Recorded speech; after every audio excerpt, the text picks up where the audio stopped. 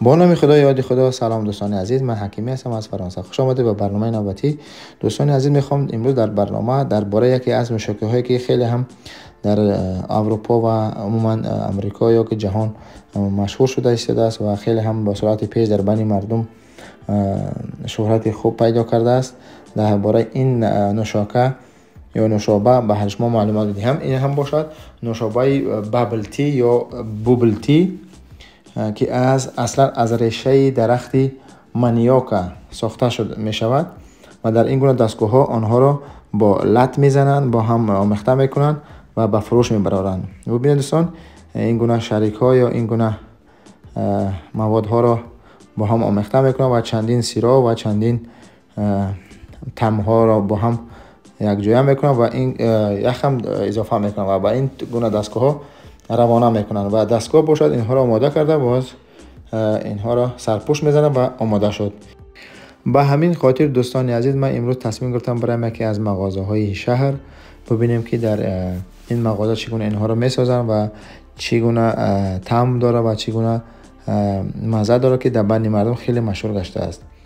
و ما رفتیم به یکی از مغازه های شهر و بریم با هم دوستان عزیز این نمودی نوشابه نو یا جدید را از نزدیک ببینیم و استعمال کنیم، ببینیم چه مزه خاصی دارد.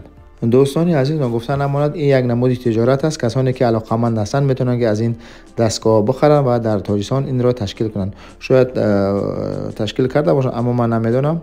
کسانی که میدونن در کامنتر در زیر ویدیو با ما بنویسید و در موسم گرمی مردم خستگی خود را و تشنگی خود را بشکنند.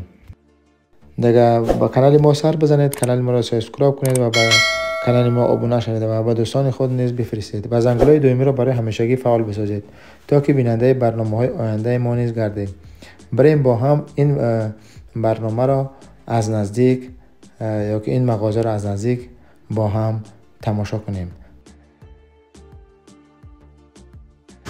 سلام دوستان عزیز، ما خواستیم امروز از یک جای آمدم، یک مغازه به نهایت چی را دیدم جالبه، نوه چیزی نوه گفتم که یک نوار بگیرم برای شما پیشکش کنم و شما ببینید. دوستان خیلی مغازه های مایده هوشته مومنتی، یعنی در جاش چای میکنه میتر، این خیلی چیزا دارن، هر نمود انواع چکلت فرال، مثلا لیمون، سیب، انگور، کیوی، مانگو، خیلی که فارد شفتالو و اینه در اینجا در دستگاه ها تیار میکنن، دستگاه ها اونجا پیچاد میکنن میتنن. خیلی چیزی با مزه بده، چیزی خوب بده، چیزی گفتی که پاکی چی میگن سیزانی تشنگی مشنگی چی میکنن و این چیز نه اومدگی در تمام اروپا و اینجا نرخوش هم هست، یعنی میانش 530 550 کالون 630 650.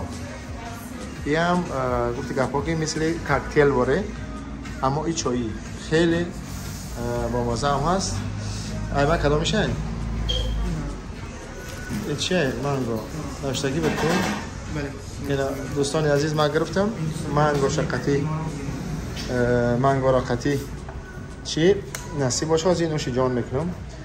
کویرا اوی که بزن در چیش گرفتم اونجا را کویرا اوی که بزن در چیش دیگه آوازی که بینیم چه خیلی هایی ما زکاس کردیم و امروز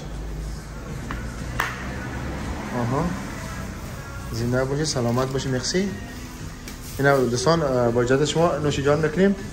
این هم در یک کوچه یک شهری فرانسه است.